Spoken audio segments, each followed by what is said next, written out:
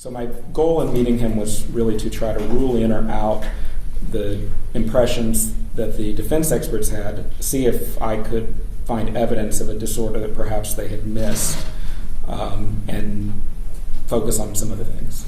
And so, is this a formal interview that you follow, or is it a conversation? What's your approach?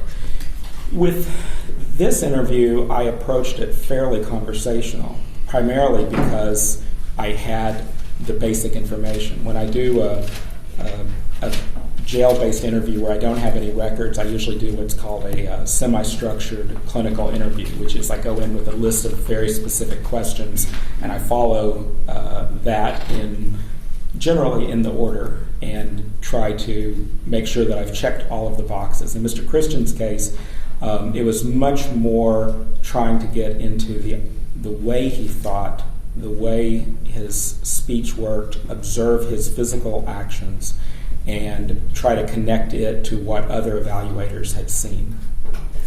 Did you conduct any test, paper and pencil or paper and pen type psychological test? I did not. And why not? Well, for starters, he had already gone through numerous tests, and some of those tests are tests that psychologists specifically have more training in.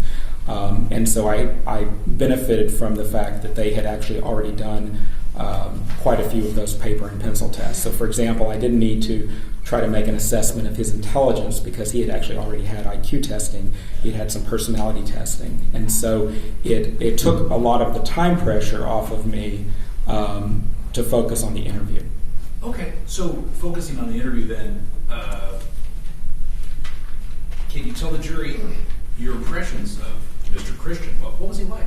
He was very much like many men I've worked with during the years that I worked in the prison system and maximum security hospitals. He was much more like people I've worked with that were just in straight corrections.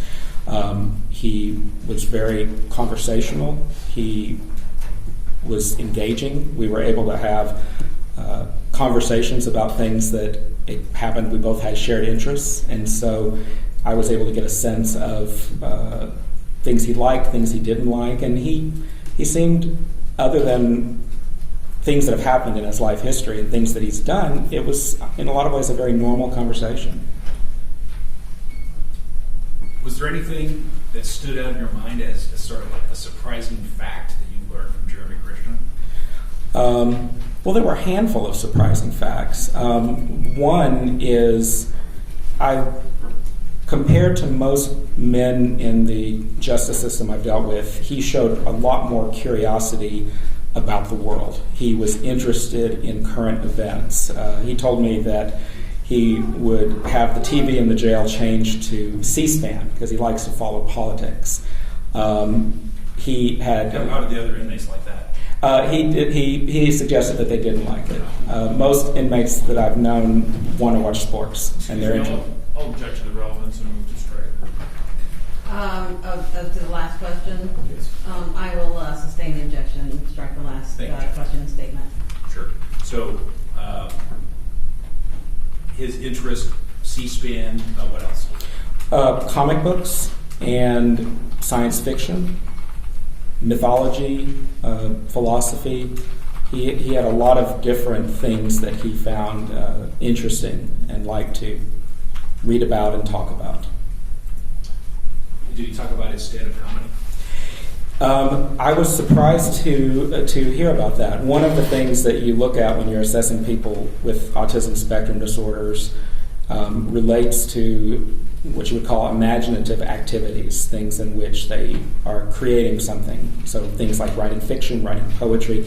It's not as common. A lot of people with autism spectrum disorders are very reluctant to that. The fact that he had tried to be a stand-up, or he had tried to do some stand-up comedy at one point, was very surprising to me. And it wasn't something that I had seen very commonly, really with anybody in that population. So overall, if you're able, what was your impression about Jeremy Christian following your face-to-face conversation with him? The impression that I had was that he did not meet the criteria for any of the major psychiatric disorders that we typically see in these settings. It was my opinion that he did not meet the criteria for an autism spectrum disorder. I did think he met the criteria for a diagnosis that we call antisocial personality disorder, which we don't consider to be a brain illness as much as an adaptation that people have. Personality disorders are looked at as something a little different than regular psychiatric disorders. And other than that, the only other psychiatric diagnosis was a history of alcohol misuse. So ultimately, you prepared a report in this case, correct? I did. And it's a 128-page report, right? Yes. And did you incorporate into your report your specific diagnosis using the criterion in this book that we've heard about, the DSM-5? Yes, I used the exact language from the DSM-5 and then compared the criteria specifically with his symptoms. And is that something that the psychologist working for the defense team, is that something that they did in their reports? I don't recall seeing any explicit explanation of how he met or didn't meet criteria for disorders. Several of the reports would state the name of a psychiatric diagnosis, but they didn't actually go through sort of what we call the inclusion criteria and the exclusion criteria, the things that you need to formally make the diagnosis. One of the reports did include a copy of the DSM-5 criteria as an appendix, but the specific criteria were not actually addressed in the report. And that was Dr. Durning's report? That was Dr. Durning's. All right. So did you use the same methodology in your report that you teach your medical students when they're making an evaluation of an individual who's in a setting like this, charged with a crime, and there's a potential psychiatric issue?